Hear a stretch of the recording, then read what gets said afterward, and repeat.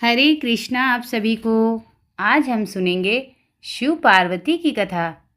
एक बार देवी पार्वती ने देवों के देव महादेव से पूछा, ऐसा क्यों है कि आप अजर हैं, अमर हैं, लेकिन मुझे हर जन्म के बाद नए स्वरूप में आकर फिर से बरसों तप करने के बाद आपको प्राप्त करना होता है।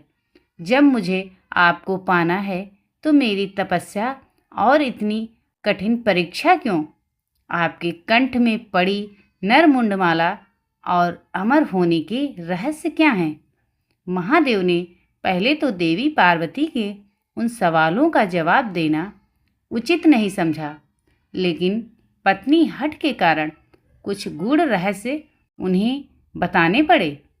शिव महापुराण में मृत्यु से लेकर अजर अमर तक के कई प्रसंग हैं, जिनमें एक साधना से जुड़ी अमर कथा बड़ी रोचक है, जिसे भक्तजन अमृत की कथा के रूप में जानते हैं।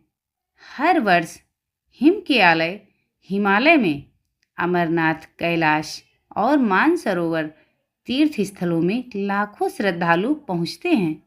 सैकड़ों किलोमीटर की पैदल यात्रा करते हैं। क्यों यह विश्वास यूं ही नहीं जन्मा, नहीं उपजा? शिव के प्रिय अधिक मास अथवा आषाढ़ पूर्णिमा से श्रावण मास तक की पूर्णिमा के बीच अमरनाथ की यात्रा भक्तों को खुद से जुड़े रहस्यों के कारण और प्रासंगिक लगती है। पौराणिक मान्यताओं के अनुसार अमरनाथ की गुफा ही वह स्थान है जहां भगवान शिव ने पार्वती को अमर होने के गुप्त रहस्य बतलाए थे।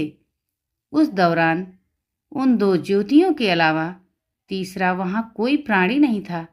न महादेव का नंदी और न ही उनका नाग, न सिर पे गंगा और न ही गणपति कार्तिकेय।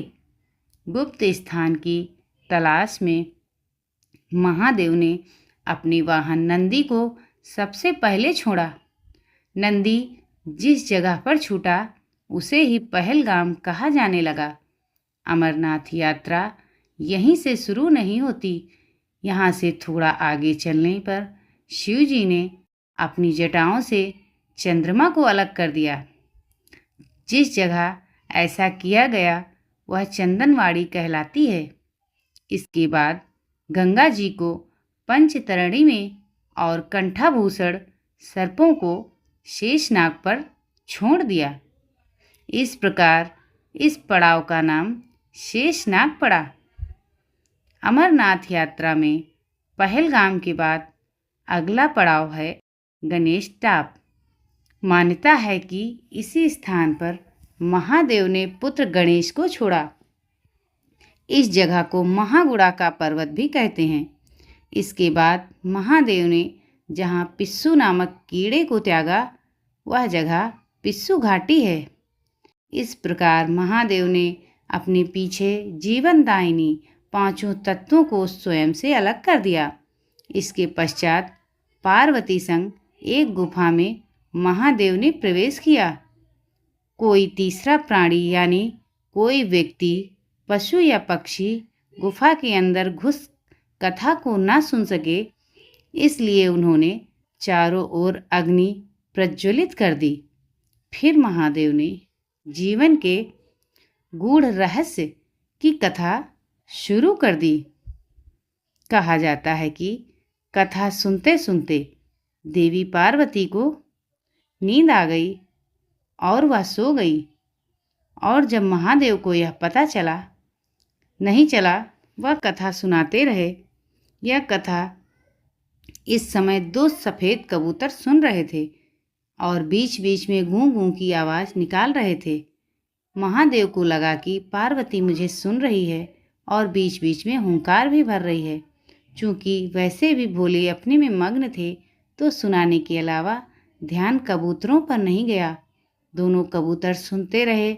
जब कथा समाप्त होने पर महादेव का ध्यान पार्वती पर गया तो उन्हें पता चला कि वह तो सो रही हैं, तो कथा सुन कौन रहा था? उनकी दृष्टि तब दो कबूतरों पर पड़ी।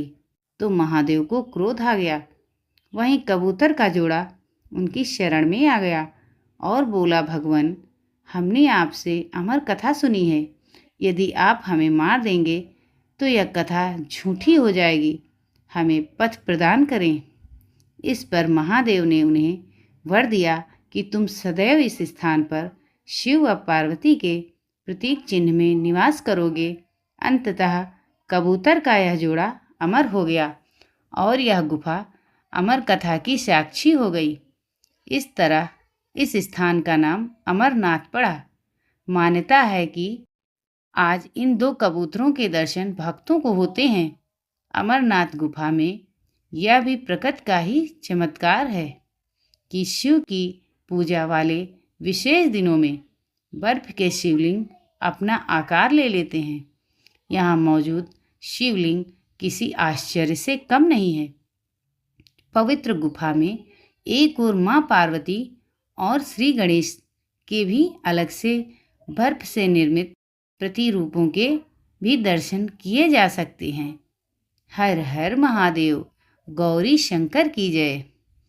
अगर ये आपको कहानी अच्छी लगे तो कृपया वीडियो को लाइक और चैनल को सब्सक्राइब कीजिए। धन्यवाद।